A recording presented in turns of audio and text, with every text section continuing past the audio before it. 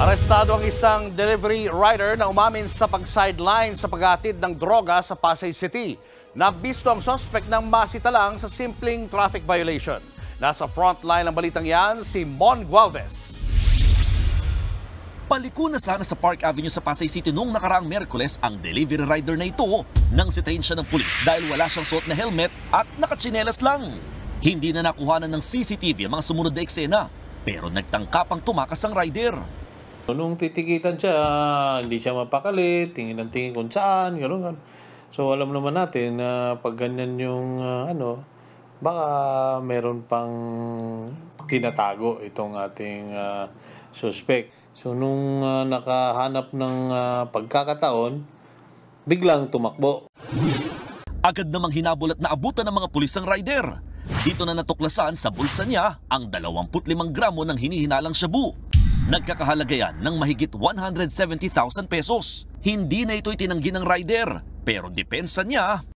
Sideline lang ho. Dala ho na pangangailangan po sa financial po para sa tatay kong may sakit po. Sa gamot sa tatay kong may bone cancer po. Paliwanag pa ng rider, sinisingit lang daw niya ang pagde-deliver ng kontrabando kapag walang nakukuhang booking mula sa delivery app. Aabot daw kasi ng hanggang 1,000 piso ang bayad sa tuwing nagde-deliver siya ng illegal na item. Kailangan pa hong bumiyahe na maghapon para kumita ho ng ganong kalaki. Hindi rin daw kilala ng rider ang pinagkukuhaan pati dinadalhan mismo ng mga illegal na droga. Contact lang po, tawag-tawag lang po yun. Tapos di-describe lang po yung di-describe lang po yung pananamit ng tao. Pero sa record ng pulis, nahuli na rin daw ang rider noong 2023 matapos masita rin sa checkpoint. Sa pagkakataong yun, marijuana naman ang nasabat sa kanya. Dahil sa nadiskubring krimen, aminado ang Pasay Police, hindi naman nila pwedeng parahin ang lahat ng mga delivery rider sa kalsada. Kaya bukod sa mga oplansita na ilalatag sa daan, tinututukan din nila ngayon ng intelligence monitoring, lalo yung mga may kinalaman sa illegal na droga. Malaking hamon daw ngayon sa mga pulis ang paggamit ng mga kawatan sa ganitong delivery app. While they are in their respective houses, they can make transactions pa rin. Tuloy pa rin yung negosyo. Di natin identify yung kung sino yung courier nila di ba? Unlike kung sila mismo, ma-identify natin yung ating mga suspects pag nagkaroon na ng abutan.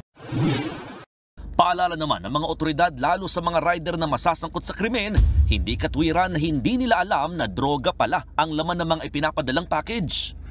Dapat magiging rin tayo na alamin natin kung ano man yung ating i-deliver, kung sino yung ating customer. Kaya inaalam din natin kung legal ba talaga. Maharap ang nahuling rider sa reklamong paglabag sa Comprehensive Dangerous Drugs Act at RA 10054 dahil sa hindi pagsusot ng helmet. Nagbabalita mula sa Frontline, Mon Gualvez, News 5. Mga kapatid, Julius Babaw po. Iba na ang may alam at may pakialam sa panahon ngayon. Para sa Frontline ng mga balita, mag-follow at mag-subscribe sa social media pages ng News 5.